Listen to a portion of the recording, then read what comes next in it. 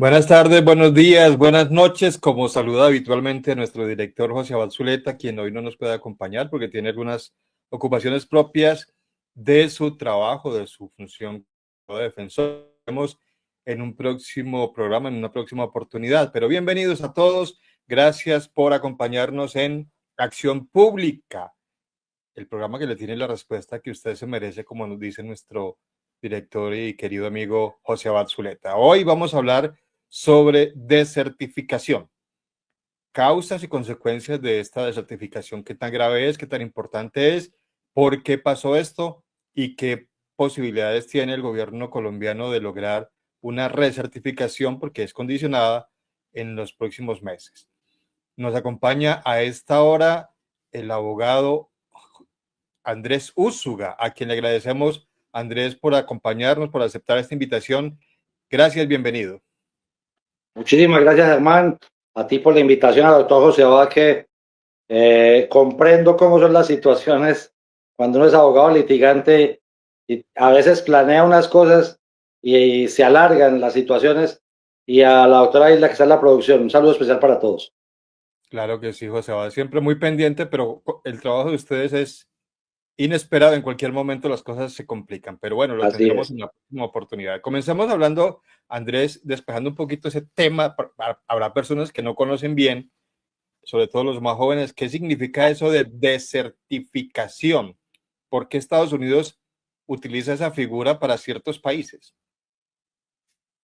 A ver, Germán, lo primero que habrá que decir es un tema un poco histórico, darle un poquitico de contexto histórico a la gente. En el año 72, si no estoy mal, 73, el gobierno de los Estados Unidos, en cabeza del entonces presidente Richard Nixon, declaró algo que realmente es algo complejo de entender desde el punto de vista de la polemología, eh, para dejarlo muy claro. ¿Cómo así? Él declaró dizque la lucha, dizque la guerra contra las drogas. Entonces la pregunta que uno se hace es, ¿cómo así que la guerra contra las drogas? Porque hasta ese momento, pues las guerras, Estados Unidos le declaró la guerra a Vietnam, otro Y, país, y, y ¿cierto? perdió. Y perdió, aparte de eso, que nunca lo han sabido asimilar. En la Segunda Guerra Mundial le habían declarado la guerra al llamado eje del mal, ¿cierto? Alemania, Italia, Japón. Pero declararle la guerra a un fenómeno criminal, eso es raro. Si uno lo mira desde el punto de vista objetivo, uno dice, es guerra entre dos países, pero guerra contra un fenómeno criminal, muy complicado de entender así. Y en ese Lo orden que de él hizo es, ideas, lo que él hizo es como se hace normalmente oficial, o sea, a la luz pública, es le declaro la guerra como si estuviera hablando de un país. exacto. Entonces el tema es, no dice, pero listo, le declarar la guerra a un fenómeno criminal, que es el narcotráfico, que está afectando mucho, pues, a ver qué, la salud pública de los Estados Unidos. Y en qué consiste declararle la guerra a un fenómeno criminal. Porque una guerra contra otro país, pues básicamente usted tiene en la cabeza que están peleando por un territorio, por ejemplo, o estaban peleando por un tipo de ideología, como las guerras de la Guerra Fría, ¿cierto? Como por ejemplo la de Vietnam o la de Corea. O Eso las es guerras otra cosa. preventivas estas que acostumbra Estados Unidos. Exacto. Entonces, pero en esta me decía, uno no, yo no estaba vivo todavía, pero los que analizaban decían, ¿cómo así que guerra contra el narcotráfico, contra las drogas? Y eso se tenía que empezar a materializar en instituciones. Y se materializó en una institución que es la DEA. ¿Listo? La DEA existe más o menos desde esa época. ¿Y qué es la DEA? Para que la gente no la confunda con el FBI o con la CIA, que Estados Unidos está lleno de siglas siempre. De Entonces la agencias. DEA significa Drugs Enforcement Agency, la agencia de luchas de esfuerzos contra la droga. Entonces uno dice, bueno, listo, ahí crean una infraestructura. Pero no solamente crean pues la burocracia necesaria, todo eso, sino que empiezan a crear unos mecanismos. Y ese mecanismo que crean ya por allá en los años 80, si no estoy mal, 80, 90, es, y entonces ahora Estados Unidos no solamente lucha contra las drogas, sino que dice quién está dando la lucha contra las drogas en el hemisferio, inicialmente en el hemisferio y después a nivel mundial, y quién no. Eso es muy, muy raro. Eso es muy loco. Eso no es fácil de explicar. ¿Cómo así? Entonces, un país que decide luchar contra un fenómeno criminal, adicionalmente después va a decir quién lo hace bien y quién no lo hace mal, porque seamos sinceros, Germán, a hoy yo no he visto que el Estado colombiano, por ejemplo, para tocar nuestro caso, un presidente haya hecho lo mismo que hizo Nixon en el 72-73. No sé. Le declaro la guerra al narcotráfico, así con esa vehemencia, pues, sino que simplemente se empezaron a pegar de la lucha de los Estados Unidos en contra del fenómeno criminal narcotráfico, que aquí se incrementó mucho entre los 70s y los 80s, y que adicionalmente ya no solamente fue un fenómeno criminal, sino que se empezó a meter en el ámbito político y en las luchas insurgentes hasta ese momento.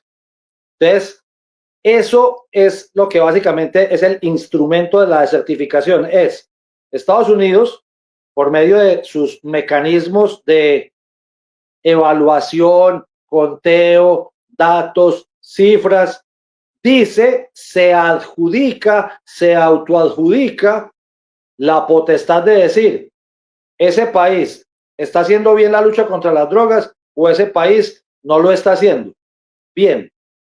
Y de cuenta de eso, colgaron algo, que es, y como lo está haciendo bien, yo le voy a seguir colaborando en temas de cooperación internacional para que siga dando esa lucha allá. Entonces van tantos recursos, van tantos equipos, va tanta capacitación, van tantos hombres a la formación de eso. Y como lo está haciendo mal, entonces no equipos, no dinero, no formación. Ya, básicamente es como el contexto de en qué consiste la certificación. Es un mecanismo que se inventó los Estados Unidos en el marco de la lucha contra las drogas para decir qué países colaboran y cuáles no colaboran en el fenómeno criminal, narcotráfico, y eso lleva 52, 53 años. No sé si quedó claro eso, Germán. No, supremamente claro, Andrés, y surgen muchas inquietudes para antes de entrar en el caso que nos ocupa hoy, que es la actual situación de Colombia, pero hay que hacer todo este contexto, me parece muy interesante, porque le tenemos que conocer los antecedentes. Ya vamos a hablar aparte de las sanciones que son quitar las ayudas, también se han aplicado otras como bloquear créditos de la banca multilateral, también hacer una especie de aislamiento con el resto de los países, es decir, y eso ya lo hemos visto con el caso de Ernesto Samper cuando el proceso 8000, pero de eso vamos a hablar un poco más adelante. Pero me llama la atención, Andrés, cuando usted dice, es que ellos se autoproclamaron como los abanderados de la lucha contra el narcotráfico, nadie les haya dado esa potestad y no solamente pues que lo hagan, digamos que está bien, que luchen contra el narcotráfico, no hay ningún problema y muchos países lo hacen, pero ya el pasar el examen y decir este pasó la materia, este no pasó la materia, este está condicionado, eso que y tiene validez. Sí, fíjate, Germán, que yo creo que tú creías que yo defendía el mecanismo y creo que te Sí. estás dando cuenta que no. Sí. Lo voy a confesar, me sorprende porque veo que no. No. Y la verdad es que no me parece, no me parece legítimo. Es que el mecanismo me parece que no es legítimo. ¿Por qué? ¿A ustedes quién les dijo que ustedes eran los que marcaban la parada de hacerlo bien o de hacerlo mal? Puede ser que haya países que lo hagan mejor que ustedes y ustedes son los que marcan eso. Pero si viene algo que también es realmente muy fastidioso. Yo te soy sincero y tú lo sabes, yo pertenecía a las fuerzas militares de Colombia, al ejército y después me formé como oficial naval en la Marina de Guerra de Colombia. Y fíjate que yo soy muy crítico de unas cosas y la gente, no solo tú, hacen presunciones respecto de cosas mías. Yo, por ejemplo, Por cosas que parecerían como obvias, por la línea ideológica o algo por, así. exacto, pero cuando lo conocen a uno y de pronto hasta en la intimidad de una conversación al calor de un café, por ejemplo, entienden que yo nunca he estado de acuerdo en que nosotros dependamos tanto, no solamente de Estados Unidos, de ningún país. ¿Por qué? Porque evidentemente si lo que vamos a cantar es soberanía, entonces soberanía es soberanía. Y soberanía es poder hacer con mi país lo que a mí me parece.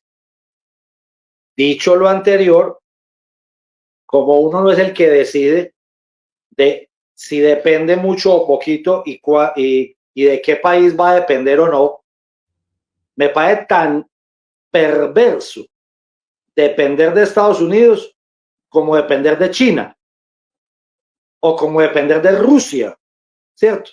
De los que están haciendo la lucha geopolítica por la hegemonía. En geopolítica eso se le dice el hegemón. A mí me parece que uno debería ser un poco más soberano, pero si lo miramos ya no en el ideal, sino en la realidad, pues nosotros evidentemente dependemos de un país como Estados Unidos muchísimo. ¿Por qué? Porque nosotros en un mundo globalizado, en la aldea global, como hablaba Alvin Toffler, nosotros, la balanza comercial de lo que nos compra, por ejemplo, a nosotros, los Estados Unidos, es muy grande versus lo que nosotros le compramos a los Estados Unidos. Entonces, no debería ser así. Yo no estoy de acuerdo con eso. Deberíamos producir muchas cosas para nosotros mismos. Deberíamos hacer un intercambio un poco más igualitario, ¿cierto? Por decirlo de cierta forma, pero no es así. Entonces uno dice, frente al ideal está la realidad fáctica, la realpolitik. Nosotros dependemos de esa gente. ¿En qué? En muchas cosas. De hecho, fíjate que hay grandes contradicciones de muchas personas. Y es decir, y también se lo critico, por ejemplo, a Cuba por la línea filosófica e ideológica que tú conoces en mí. Uno dice, ¿y ustedes de qué se quejan con el tema del supuesto bloqueo si ustedes están cantando soberanía desde el año 59? Yo soy un país digno, yo soy un país soberano, porque Castro me dio dignidad. Y entonces, ¿cuál es el problema con el bloqueo? ¿Cuál bloqueo? O sea, el bloqueo, ¿por qué no tiene que afectar a usted un bloqueo si usted es soberano? Ah, no, es que siempre termina uno dependiendo de alguien. Entonces, la isla dependió muchísimo tiempo de los favores de la Unión Soviética, ¿no? Y del bloque soviético. Y cuando cayó la Unión Soviética y el bloque soviético, pues entró en las hambrunas que hemos visto. Entonces, yo creo que es un llamado más a la coherencia que a otra cosa. Es, si vamos a cantar soberanía, pues listo, entonces seamos soberanos, produzcamos nuestras propias cosas. Ahora bien, también produzcamos nuestra tecnología, ¿no? Si es que vamos a llorar tanto, entonces yo no necesito ni computadores de allá, ni software de allá, ni ningún tipo, y aquí veremos cómo hacemos, no sé si volveremos a la máquina de escribir o lo que sea, pero tampoco depender de China o tampoco depender de la India, que es muy grande en tecnología, o de Corea, es más, no depender de ningún país desde el punto de vista filosófico e ideológico. Más que aquí mucha gente que canta soberanía solamente de un lado. Gringos, go home, no los necesitamos, adiós, pero es para pegarse del otro hegemón. De decir, como estoy cascando a los gringos, entonces ¿será que Rusia me acoge como un hijo? Entonces ¿será que China me acoge como un hijo? Entonces ¿será que Corea del Norte me acoge como un hijo? Yo creo que no. Si es el ideal de mantener soberanía. Ahora bien, si ya es la realidad fáctica, ¿qué tiene que ver el tema, por ejemplo, en geopolítica, ya hablando de geopolítica, y no derecho internacional público, como yo creo que ya tú me has escuchado algunas veces, Germán, el derecho internacional público ni es derecho, ni es internacional, ni es público. Es el derecho de las tres mentiras. ¿Por qué? Porque eso finalmente es geopolítica, es el que tenga el garrote más grande. Punto. Y ya, y se acabó. Entonces, en Realpolitik, para nosotros es más fácil depender de un país que es más cercano y está a 3 horas en avión o a 2 días en barco, que depender de un Rusia o que depender de un China o que depender de una India o depender de un Corea. Si lo vamos a mirar ya en términos muy pragmáticos y muy reales. ¿Usted quién prefiere defender? No desde el punto de vista ideológico, desde el punto de vista económico, simplemente logístico. ¿De quién es más fácil depender? ¿De alguien más cercano o de alguien más lejano? Para intercambio de bienes y servicios, pues en eso me estoy refiriendo. Pero hacia allá vamos con el tema de desertificación para que no perdamos el foco del programa. ¿Qué es desertificación? Precisamente. Todos estos temas se entrelazan, pero mire, cuando usted habla de soberanía, y el otro día en este programa creo que se hablaba de que cuál soberanía, o sea, aquí no hay soberanía porque manda a los grupos criminales y toda la cosa, pues yo creo que sí, pero no, porque es que siempre se tiene que hablar de la soberanía y sobre todo pensando en la injerencia de gobiernos extranjeros.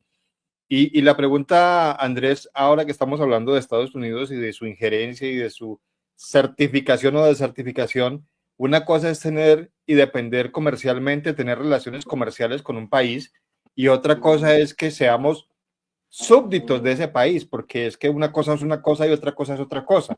Entonces, entonces si usted no hace esto, entonces yo voy y lo invado y voy y saco a su presidente de allá, como Panamá con Noriega, o sino que lanza un ataque. Una cosa es tener relaciones que no tendría por qué nada que ver, no tendría por qué haber una relación una cosa con la otra de depender de otras cosas distintas a la del comercio. Y cuando usted pregunta, y entonces los chinos, ¿será que cuando yo hago relaciones comerciales con los chinos, ellos me desertifican si hago algo? O los rusos me dicen, lo voy a invadir si es que usted no está de acuerdo conmigo. Porque hemos visto todo el tema de China, cómo se abrió el mercado, y ahora inclusive lo decía el señor de Naldex, Javier Díaz lo dijo antier. Ahora el socio comercial colombiano es China y no Estados Unidos. Entonces la pregunta es esa, Andrés, una cosa es tener relaciones comerciales y hasta depender, y otra cosa es ser casi que arrodillados a una potencia como Estados Unidos. Sí, ni a esa potencia ni a ninguna. Ni a ninguna. Yo estoy absolutamente de acuerdo con eso. La soberanía es un concepto bastante abstracto y te voy a ser sincero, como profesor ya de Derecho Constitucional y como profesor de Derecho Internacional, y bastante precario el concepto. Ha ido perdiendo muchísimo peso porque digo yo hay gente que dice es uno de los elementos del Estado, ¿cierto? Elementos del Estado, territorio, población, derecho, y hay gente que dice soberanía. Yo digo, eso tiene una cantidad de bemoles ahí que no me parecen tan claros. Y evidentemente yo no estoy de acuerdo con que nosotros seamos subalternos de nadie, porque como país estamos a la misma altura como Estado que de cualquier, sí, pero entonces tengamos un poquito de coherencia.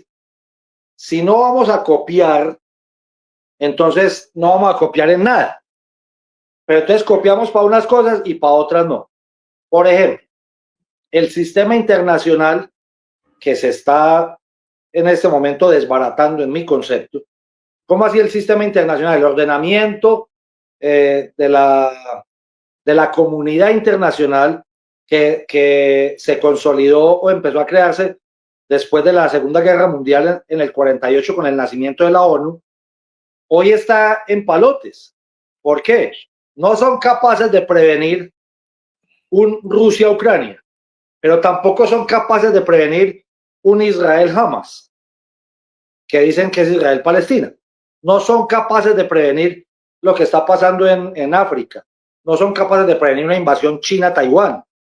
Y si no son capaces de prevenir eso, Porque es que aquí la gente llora por un solo ojo, o por uno o por el otro. El presidente de Colombia se queja mucho de Trump o se queja mucho de Netanyahu, pero yo no he visto que diga una sola palabra sobre el señor Putin. Nunca. Entonces uno dice, ¿y entonces? ¿Cuál soberanía? ¿Y cuál soberanía es la de Venezuela si tiene todos sus activos hipotecados a Irán o a Rusia? Entonces, yo creo que también hay que ser un poquito coherentes. Y si usted no le crea internacional, entonces se sale del sistema.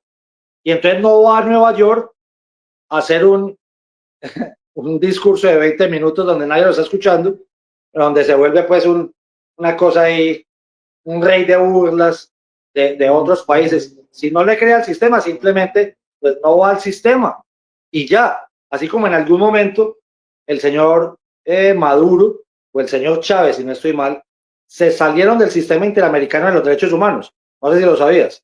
Ellos renunciaron al sistema y punto. Eso quiere Claro, decir que no les puede perseguir. se salieron de la Por OEA, eso. por eso es que no pueden ir por él.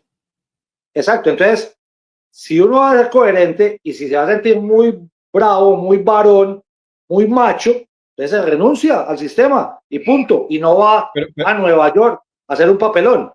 pero no, ¿Sí no me hay va a una entender? diferencia aquí, no hay una diferencia aquí, Andrés, entre para ir como hilando todo el tema que tiene que ver con la certificación, no hay una diferencia entre la ONU, que yo tengo mi opinión muy particular sobre la ONU, que no sirve para nada, pienso yo. Pero una cosa es criticar a la ONU y otra cosa es criticar directamente a Donald Trump, porque si se está hablando del discurso de Petro, Petro se fue con toda contra Trump y pidió ¿Pero que dónde? en la ONU, por eso, la ONU, pero es que la ONU es la ONU y Trump es Trump. Claro, pero el discurso iba contra Trump, no contra la ONU. Llamó sí a Gaza para que mirara lo en Gaza. Pues no sé, a alguna gente no le gustó eso Pero porque si se realmente, trata Germán, ¿Mm? realmente, Germán, ¿tú crees que un discurso de esos importa? Así se haga en la ONU. O No, sea, lo más curioso es que un discurso de estos no fue el único, el de él. Vimos una cantidad de presidentes, mire lo que está pasando con Macron, lo que está pasando con el Reino Unido, mire lo que está pasando con España. Todos están sintonizados con el tema del genocidio en Gaza y Petro dijo lo mismo. Entonces, claro, si lo dice España, pues, qué bueno. Si lo dice Macron, está bien. Si lo dice el primer ministro o el representante del Reino Unido, entonces, qué bueno, porque es que son los grandes países. Pero si lo dice Petro, además porque nos cae mal, entonces qué ridículo que hizo allá. Y les parece bueno el discurso de Trump ¿sabes qué hablando de me las... parece tan inocuo el discurso de Petro como el de todos los demás? Porque finalmente, ¿qué es lo que de verdad pesa? Y eso, en la ONU, y eso, el Consejo de Seguridad de Naciones Unidas. Eso es lo que verdaderamente pesa. Que son 5, sí, pero Y que todos si tienen uno derecho al solo, veto. por eso, y que si uno solo pone el derecho al veto, ya, y entonces no hay que pedir permiso para invadir a nadie.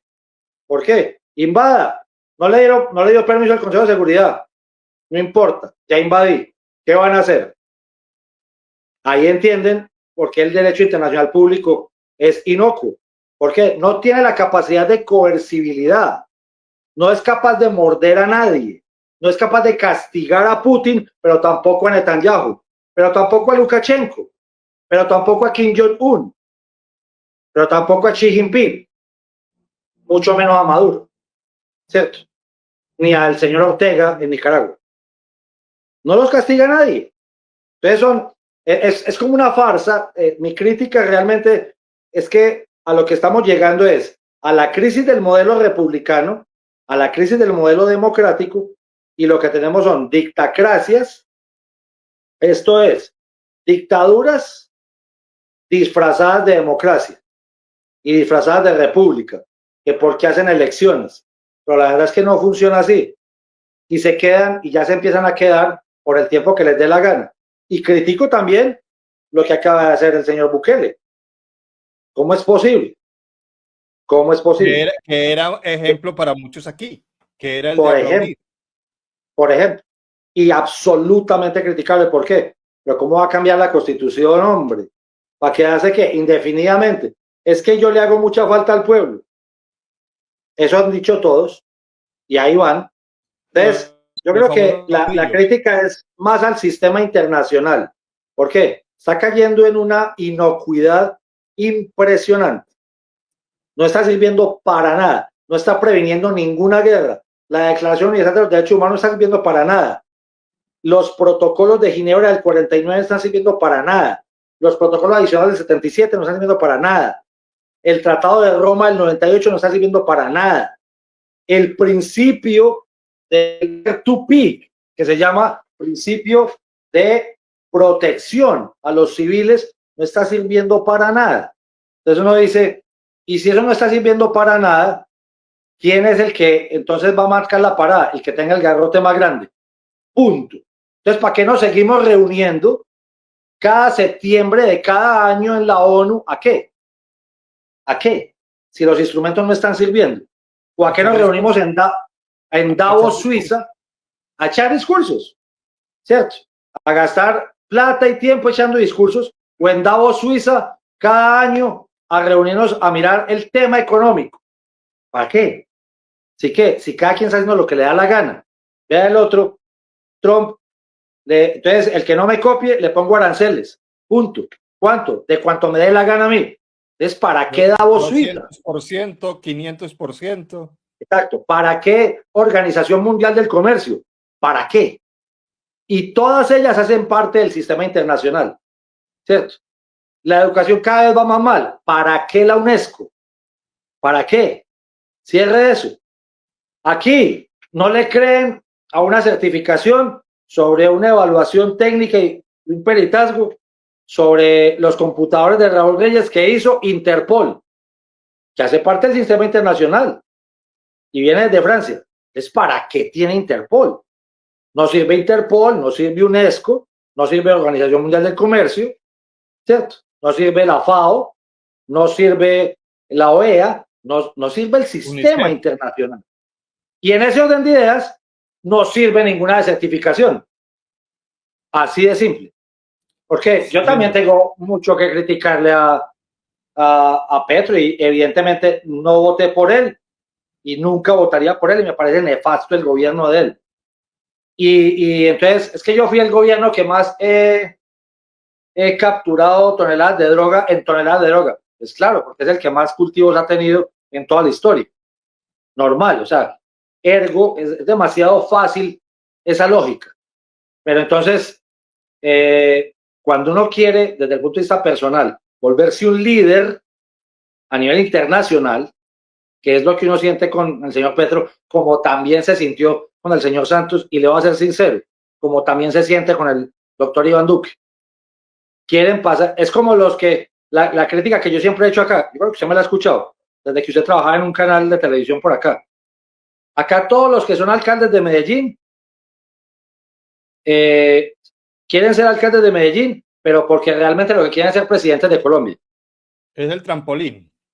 Exacto. Entonces uno dice, entonces dejan de trabajar en lo que tienen que hacer, porque en lo que están es en campaña para poder volverse viables como candidatos. Lo mismo para presidentes de Colombia. Entonces no quieren ser presidentes de Colombia, sino quieren un trampolín para volverse líderes a nivel mundial. Esto está lleno de ególatras. Esto está lleno de gente que quiere, entonces uno quiere ser desde el punto de vista del medio ambiente, otro quiere ser desde el punto de vista de la lucha por la paz, y otro quiere ser, y yo creo que en medio de eso el sistema sobra. El sistema sobra. Aranceles, los que sean. Guerras, las que sean. El sistema está sobrando, Germán. Esa es la verdad, eso es lo que yo estoy viendo. Y entonces ahí dice uno, ¿para qué estudiamos democracia? ¿Para qué estudiamos cómo es una república? ¿Para qué estudiamos división de poderes? ¿Para qué? Andrés, yo decía que tenía una opinión muy particular sobre la ONU y yo creo que estamos de acuerdo que la ONU no sirve para nada. Eso es un canto a la bandera. Bueno, se creó que para cosas como lo del holocausto no volvieran a pasar. Es una burocracia y bien cara, ¿yo? Claro, porque todos los países tienen que sacar plata para eso, para mantenerla. Todos tienen que aportar. Y entonces eso es una plata que se podría invertir si se invirtiera en otras cosas. Exactamente. Y al final, si el Consejo de Seguridad puede ser vetado por cualquiera de los integrantes, pues eso no sirve de nada. Y ahí no va a haber la posibilidad nunca de una reforma, porque ellos van a vetar una reforma. Entonces estamos perdiendo el tiempo y la plata. Lo mismo que le pasa a la Corte Constitucional cuando van a intentar modificar la rama judicial en Colombia. O ellos dicen que no, porque es inconstitucional y ya. Claro. O cuando los congresistas presentan un proyecto de ley a bajarse el sueldo y los congresistas no se bajan el sueldo, porque ¿quién se va a reformar para perder cosas? Entonces sabemos que la ONU no sirve para nada y eso está claro. Esos cascos azules, muy bonitos por cierto, pero sabemos que eso no tiene el efecto. Usted hablaba de la lucha de hace tanto, ¿cuántos años hace de eso, de Nixon? Sí, ese es 72, 73, 52, 53 años. Eso significa, Andrés, que en efecto, como muchos, no solo ahora en este gobierno, sino en otras oportunidades y otros líderes mundiales, que la lucha contra el narcotráfico se perdió. Es que fue y es una lucha inocua, en mi concepto. Mire, yo hoy parece, en esta entrevista, el que la vea de forma inadvertida y no me conozca a mí, podría decir, oye señor, tiene puros pensamientos anarquistas o de izquierda. Pero es petrista, es petrista. Sí, o es petrista, sí, aquí lo gradúan a uno muy fácil también. Pero el tema es, mire, le voy a contar una sola para que vea lo insulso de la operación militar, que ahí yo ya estoy en desacuerdo. ¿Cómo es posible meterle militares a una operación delincuencial como el narcotráfico? Yo nunca he estado de acuerdo en que los militares persigan delincuentes. Usted me conoce ese punto a mí desde el año 2008 que nos conocemos y usted trabaja en un canal de televisión. Los militares son para el conflicto entre países. La policía para defensa. El concepto es defensa y soberanía. Ya. Defensa y soberanía. Llega el canal Cosmovisión, según tengo, ese es cierto. Exacto. Ahí hay programas que todavía dicen, cuando yo decía eso, en eso no he cambiado yo mi posición. Pero si el propio hegemón, la propia más grande potencia del mundo que es Estados Unidos, mete militares, la Navy y los Marines, a perseguir el narcotráfico del Caribe, sí me tienen que explicar muy bien es cómo se les volvió el narcotráfico un factor de desestabilización que les puso en peligro el Estado, redundantemente, el Estado estadounidense. ¿Sí me hago entender? Claro. Y le voy a ser más sincero aún. Esa primera lancha que explotaron, yo estoy casi seguro que no llevaba narcotráfico. Eso es lo que todo el mundo dice y que ni siquiera era de Venezuela. ¿Y sabe por qué se lo explico así, Germán? Porque yo que tuve la oportunidad y tengo la oportunidad de conocer muy bien las operaciones de interdicción marítima, por donde yo estudié y por la gente que yo asesoro, y porque me ha tocado estudiarlas muchísimo, una lancha con narcotráfico no lleva 11 personas. Eso no es... lleva 3, máximo. 3. Para que sea más ligera. Porque si no, no vale la pena el viaje del narcotráfico. Hay que entender el fenómeno del narcotráfico. Entonces, si iban 11, ¿eso qué era? Otro delito. Trata ilegal de personas, se lo aseguro.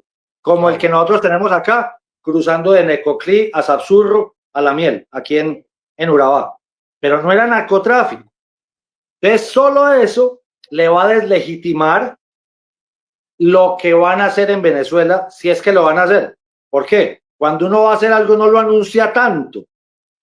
Y mire los antecedentes de lo que hicieron con Panamá, con Noriega, y se va a dar cuenta que ellos no anunciaron tanto lo que iban a hacer. Nadie sabía. Me parece que el señor Trump lo que es un bravucón. Pero que los bravucones también pueden hacer embarradas. Ah, claro que sí, yo no estoy diciendo que no. Pero no me gusta lo que están haciendo. No me gusta Maduro, evidentemente.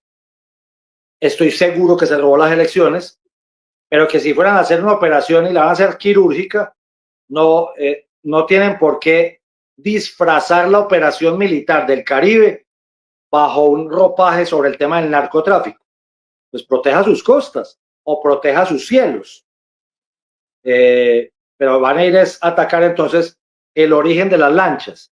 Yo creo que los cargamentos grandes no salen por lancha, eso salen en los buques mercantes, eso salen de una cantidad de formas. En los contenedores. Exacto, exacto, en los contenedores de los buques mercantes. Entonces es una cantidad de formas de narcotráfico que creo que esto es más una puesta en escena o una demostración de fuerza o de persuasión a mostrarle a la gente qué fuerza tienen la Navy, que es muy grande, sus portaaviones, sus destructores, sus buques de desembarco anfibio, sus marines, sus helicópteros, el avión que tiene radares muy avanzados que mira hasta abajo de la tierra. Entonces, la desertificación, ya para volver al punto que yo sé que ya se nos está acabando el tiempo, la desertificación es una más de las mecanismos, pienso yo que mal utilizado, pero fíjese algo que tan curioso, Germán, no es solo del presidente Trump. Cuando yo entré a la Marina en el año 96, nosotros estábamos desertificados por un presidente demócrata que llamaba Bill Clinton. ¿Listo? Clinton. Y eso a la gente se le olvida. ¿Y qué perdimos ahí? O sea, ¿yo por qué me enteré si yo era tan pelado en esa época? Porque en la Armada nos cerraron las puertas de la capacitación, del entrenamiento y de la formación que siempre habíamos tenido con los Estados Unidos. Y yo recuerdo eso en la Escuela de Formación Naval en Cartagena. Por eso me acuerdo de la desertificación. El tema es, si bien la desertificación es un mecanismo que me parece ilegítimo, el señor presidente Trump no es el único que lo ha utilizado y a nosotros ya nos lo habían aplicado en 96 y un gobierno demócrata, no republicano. Entonces, yo creo que hay que mirarlo con todas sus letras. Y no solamente eso, en el gobierno de Juan Manuel Santos, el de Duque, en los dos, los gobiernos en ese entonces, en el de Duque, el mismo Trump, que ya había estado, amenazó con desertificar porque había un incremento exagerado en los cultivos y en los cargamentos de cocaína. Lo mismo con Juan Manuel Santos. ¿Ah? En Santos 2 y en Trump y en Duque 1. Y en Duque el único que tuvo. Que era Trump 1. Trump 1, sí señor. Entonces esto ya se viene ocurriendo hace mucho rato, pero hablemos un poquito de estas agencias que crea Estados Unidos. Bueno, sabemos que el FBI es para delitos federales, que la CIA son los encargados de derrocar gobiernos en el mundo, lo de la famosa agencia de inteligencia que no tiene injerencia en Estados Unidos, sino por fuera, y que apoyan de todo y hacen el trabajo sucio, y lo de la DEA, pero la DEA también ha cambiado mucho, esa CIA ha cambiado mucho, le cuento. Pues sí. Desde el gobierno Obama ha cambiado mucho la CIA, muchísimo. Se lo digo con conocimiento de causa. Conocí la CIA de finales de los 90 y principios de los 2000, y después conocí la CIA en el post-Obama, y es muy distinta esa CIA a la otra. Sí, porque sabemos que participaron en muchos golpes de Estado, el tema de Allende se lo adjudican a ellos. No, pues el de Guatemala con Allen Dulles, todos los de los 70s y los 80s, hay muchas cosas que agradecerle, entre comillas, a la CIA. Sí, señor. Bueno, el tema de la DEA, una agencia bastante cuestionada también. Se habla inclusive de que ellos hacen uso de las mismas drogas para financiar golpes de Estado. Y se viene a la memoria el tema de Irán Contras. Recordemos que en Nicaragua, y entonces ahí se hablaba de que convenía mejor un nuevo gobierno, entonces apoyemos a los golpistas y hasta plata del narcotráfico se usa. Es decir, esas agencias permeadas por el mismo delito, pero que tienen sus fines santos, Andrés. No te escuché bien la pregunta, Germán, discúlpame. Que esas agencias como la de la DEA que se supone que deben luchar contra el narcotráfico, pero en el fondo están permeadas por el mismo narcotráfico. Ah, claro, claro. y no solamente allá, en todas partes del mundo, las fuerzas del orden siempre han estado realmente muy permeadas, muy infiltradas, es la palabra exacta, y también penetradas, que son dos conceptos distintos, ¿no? La infiltración es un concepto y la penetración es otro. Infiltración es que organizaciones al margen de la ley ponen delincuentes adentro de la organización. Y penetradas es que teniendo que gente de la propia organización le voltean el pensamiento o le dañan el pensamiento para que trabajen a favor de los bandidos. Dos conceptos distintos. Pero hay de las dos. Hay infiltrados y hay penetrados. En todas las agencias. Y en todas las agencias del mundo, inclusive. Es que yo creo que el tema del narcotráfico es un tema que marca una variable que cambia muchísimo toda la lógica de las democracias. Y no solamente la colombiana. Más que nosotros somos muy visibles en ese tema. Muy visibles. Pero no somos la única democracia permeada por eso. Muchísimas más. Aparte que como nosotros tuvimos un señor tan famoso, tan tristemente famoso como el señor Pablo Escobar, entonces tenemos un estigma muy grande a nivel internacional de cuenta de eso. Pero fíjate, si hay un país que tenga, por ejemplo, grandes cultivos, ojo, de amapola, es Pakistán. Y eso queda lejísimos. Y uno nunca escucha hablando de la gran lucha contra el narcotráfico de la heroína pakistaní.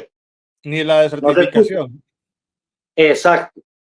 Pero porque ellos están muy lejos y la balanza comercial de Pakistán, Estados Unidos, pues es casi que inocua. ¿Sí me hago entender? No sería la misma la de la India, porque el intercambio entre India y Estados Unidos desde el punto de vista tecnológico es muy grande. Pero mira, te cuento otra cosa, ya conociendo el fenómeno narcotráfico un poquitico para que la gente entienda. Las grandes bandas criminales en Latinoamérica hoy inclusive no son las colombianas, son las mexicanas, pero en Latinoamérica. Pero adicionalmente, ¿sabe quién maneja las grandes bandas, inclusive las mexicanas? Y son los grandes capos a nivel mundial. No sé si lo sabías, Germán. Son los albaneses. No, se me fue un poquito el audio ahí. Se me fue el audio ahí en ese momento. Son los albaneses. ¿Y qué es Albania? Albania es un país chiquitico en Europa. Chiquitico. Y los albaneses están manejando las mafias mexicanas, las mafias centroamericanas y las mafias colombianas, inclusive en territorio colombiano, pero sobre todo en el puerto que más está sufriendo en este momento a nivel Hispanoamérica, que es Guayaquil, Ecuador. Desde allá operan los albaneses, imagínense. Y la gente todavía está creyendo que son las bandas colombianas. Pues son los colombianos trabajando para los albaneses, son los mexicanos trabajando para los albaneses, son las mafias rusas trabajando para los albaneses. Hoy las cúpulas de narcotráfico son de albaneses. Pasa que nosotros nos quedamos con la violencia, que es la que se da en los lugares de los cultivos y en los lugares por donde los corredores y el tráfico para poder salir al mar, a que lanchas rápidas o a que containers o a que buques containeros llenen y se contaminen, como dicen por ahí. Entonces esta lucha es mucho más grande de lo que uno cree. Fíjate, yo no recuerdo si en el informe que yo tampoco lo veo como una desertificación a Colombia, sino más bien como una pelada de dientes al presidente Petro. Yo no sé si sí, yo no sé, es un tema muy personal, más que estatal. Más político. Sí, yo no sé, todo es política, hermano, todo es política. Pero yo no sé si desertificaron, por ejemplo, Albania. No sé si quedó desertificado Albania. Pues ni siquiera incluyeron al Clan del Golfo como grupo terrorista y de narcotráfico. Por eso, entonces así es muy complicado porque tú uno lo que dice es, no puede uno entender cómo es posible que a unos países los traten con tanta rigurosidad y a otras con tanta laxitud, ¿cierto? Y no solamente en cuanto a eso, sino en cuanto a muchísimas cosas más, que es lo mismo que uno sufre como abogado litigante de la justicia en Colombia. A unas personas con todo, rápida, justicia rápida, eficiente, efectiva, toda la fiscalía puesta ahí, toda la tecnología puesta ahí, toda la plata puesta ahí, todos los focos puestos ahí, y a otras personas le dejan pasar el tiempo y le dejan pasar el tiempo y le dejan pasar el tiempo hasta que prescriban, hasta que caduquen acciones, hasta que pase lo que tenga que pasar, de cuenta del mejor abogado que hay en el derecho penal, que es el vencimiento de términos. Entonces, yo creo que hay muy pocos temas sobre igualdad y evidentemente el mundo no es igual. Yo no puedo decir es que yo soy igual que Estados Unidos. No, los dos tienen un voto en alguna organización donde supuestamente actuamos como iguales. Pero si fuéramos iguales, entonces Colombia estaría en, en el Comité de Seguridad y entonces también podría vetar a otras personas. No somos iguales. ¿Por qué? Porque nuestro garrote no es tan grande. Y entonces, en ese orden de ideas, ya finalizando el programa, como no somos tan grandes, como no somos iguales, evidentemente debemos o no debemos, pero buscamos estar bajo la égida de un país grande, de un país hegemónico, que tenga un garrote muy grande, y lo que uno está viendo en este gobierno, a mí no me parece ni bueno ni malo, es se quiere quitar de la hegemonía gringa. Perfecto. Yo no criticaría eso, Germán, para serle bien sincero. Sí, pero que no sea para buscar la hegemonía rusa o que no sea para buscar la hegemonía china. ¿Por qué? No, si no vamos a salir de un hegemónico es para que no quedemos con ninguna hegemonía.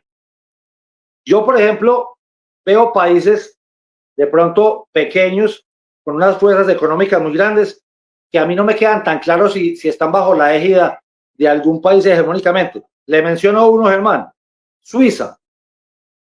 Yo no sé bajo la égida de quién es Suiza. Sobre la égida de los paraísos fiscales. Por eso, pero estamos hablando de otro país. Como Panamá. Sí, pero de otro país, ¿cierto? No, por eso, obviamente no, porque manejan el si tema la lógica en la economía, exacto, entonces el tema es, o nos volvemos un paraíso fiscal, simplemente para que dependamos solo de la economía, o nos volvemos a ver qué, un Silicon Valley, para que dependamos solo de la tecnología. Pero mientras eso, ¿será que tendremos que estar, si no estamos bajo la hegemonía de los Estados Unidos, entonces nos tenemos que ir a coger bajo la hegemonía rusa o bajo la hegemonía china? No sé, a mí no me cuadra. Pero eso no es la soberanía, decidir bajo qué hegemonía estamos, primero. Y segundo, depende de cuál me convenga más. Sí, pero pero la soberanía no radica, Germán. Ojo, Germán, sí. La soberanía no radica, que ahí es donde hay un gran error lingüístico, no radica en el presidente de la República. Así le digan el soberano. No, él no es soberano. No, por eso, pero el soberano es del pueblo. El pueblo es el soberano. Estados Unidos. Yo prefiero Estados Unidos, pero y si yo pienso que con China me va mejor y no me está amenazando y no me está diciendo que me va a desertificar y tal. Pero ¿Yo quién? ¿Presidente? No. Los gobiernos de turno, el gobierno de turno. No, porque es que ahí es donde está el error. Es que no puede ser el gobierno el que tenga la decisión sobre la soberanía. Es el pueblo. Y mire, sale una propuesta de aquí. ¿Cómo? Que no me ¿Cómo? No, un plebiscito. Es facilito. Facilito. Un plebiscito. Se le pregunta al pueblo. ¿Usted prefiere estar bajo la hegemonía de Estados Unidos o bajo la hegemonía de China? Que el pueblo vote y ya. Y se hace campaña. Y los pro-chinos harán su campaña, y los pro-gringos harán su campaña, y la gente vota, y ya, ese sí es el soberano. Ojalá no en elecciones manipuladas por la registraduría, pues tampoco, ¿cierto? Pero o que saquen a la gente o que saquen a la gente a votar berraca, como en algún plebiscito por allá. Pero berraca contra, ahí la pregunta sería, ¿berraca contra quién? ¿Berraca contra China o berraca contra los gringos? Por eso, cada quien tendría su tendencia. Bueno, normal, normal. Que hagan la campaña y ya. Que hagan la campaña. Bueno, Andrés, el tema de la prohibición, y siempre tenemos que hablar del tema en Estados Unidos, de la prohibición, cuando el licor y Al Capone y todas esas cosas, y después el licor fue legal. Y el cigarrillo puede producir tantas muertes, y lo mismo el licor, como la cocaína, inclusive dicen que menos la cocaína que el mismo licor. Prohibición, la prohibición no es la que genera precisamente el alto valor de ese producto y los temas de inseguridad, de crímenes, de peleas entre carteles y de gente metida o siendo víctimas sabiendo que no tienen que ver. Esa prohibición no podemos ir hablando un poquito más de la legalización, porque igual la gente la va a consumir legal o ilegal. A mí no me molesta hablar sobre esa legalización, la verdad. Creo que hay que empezar a tratarla. Pero le voy a ser más sincero aún. ¿Usted cree, Germán, que en este momento, me puede creer que en este momento, el mayor número de ingresos de los grupos armados al margen de la ley en Colombia no provienen de la cocaína, sino de otras cosas, sino de otras fuentes? Sí, dicen que bajó el precio de la cocaína. No, es que los grupos armados ilegales en Colombia, hablo yo, hoy tienen más recursos de la minería ilegal y de otras cosas que de la propia cocaína. Entonces uno dice, bandidos siempre va a haber, productos para hacer bandidos siempre va a haber. ¿Y el oro es prohibido? No, es cómo manejan el producto oro. Y entonces el tema es, autorice la cocaína y el fentanilo, no lo vendimos aquí, ni siquiera. Nosotros no somos gran potencia de fentanilo. Inclusive el fentanilo es una droga utilizada aquí en los quirófanos. Sintética, por eso. Entonces el tema es, entonces sí solucionaría algo el tema, no sé. Yo tengo tantas razones a favor como en contra, para serle bien sincero. Pero que la lucha de 52, 53 años ha sido muy dura, hemos derramado mucha sangre, sí. ¿Ha sido inocua? No sé, no me atrevo a dar una palabra final, pero que sí es muy triste que haya crecido tanto los cultivos y que nosotros pasamos, por último, pasamos de ser un país simplemente productor a ser un país tremendamente consumidor. Que ahí está la libertad, ahí está la libertad. Es precisamente para hacer eso.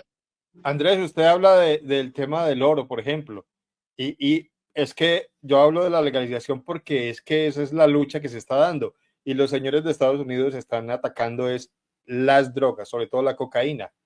Y entonces hablan de certificación, lucha contra la droga, no lucha contra la minería ilegal, nunca desertificamos a Colombia porque no trabaja fuerte contra la minería ilegal o contra otras Exactamente, porque es que no les interesa. Esto empezó, no, que es que les toca crear otra agencia como la DEA, pero en contra de la minería ilegal. Sí, pero es que la minería ilegal les queda muy jodido, porque es que eso hace parte de los commodities y es de mi suelo que sale el oro, no del suelo de ellos. Pero los chinos quieren apoderarse aquí de una cantidad de minas también. O vaya, mire que es Buritica. Y claro, si nosotros perdimos o no perdimos. Hace rato los canadienses son los dueños de eso también. Exacto. O si perdimos o no perdimos soberanía respecto de nuestros recursos naturales. Lo mismo con el petróleo. Perdimos o no perdimos soberanía con la Oxy y con una cantidad de gente respecto del petróleo y el gas. Muchas cosas para hablar, Germán, pero bueno, se nos acabó el tiempo. Se nos acabó el tiempo, sí, señor. Bueno, Andrés, no, pues debo confesar, como usted lo decía al principio, que yo tenía la idea de que usted era partidario de la certificación y toda la cosa. Me sorprende porque yo también aquí opino, más que como moderador o periodista, ya emito uno, es que me porque venirnos a decir a nosotros si nos certifica o no, y nos faltó abordar el tema del consumo de allá, y por qué no se Claro, autodesertifican ellos, porque es que tienen claro, las calles inundadas de eso, y parece que les gustara el tema, y no hacen nada claro, allá, y dónde están los capos gringos, y dónde están los carteles de allá, porque tiene que haber, eso no llega así en las calles y lo tiran a la juria, como decimos. claro. O yo no sé, de pronto estoy hablando bobadas, si es que ellos hacen un ejercicio de certificación también por estados. Si certifican a California, pero desertifican a Texas, si certifican a Alabama, pero a la Florida no, no sé. De pronto Nunca he oído existe. eso. Y de pronto existe, y no es que tú y yo, y de pronto tú y yo no lo sabemos. Pero bueno, hoy fuimos una voz monolítica en el programa. Vamos a ver que nos escuchen.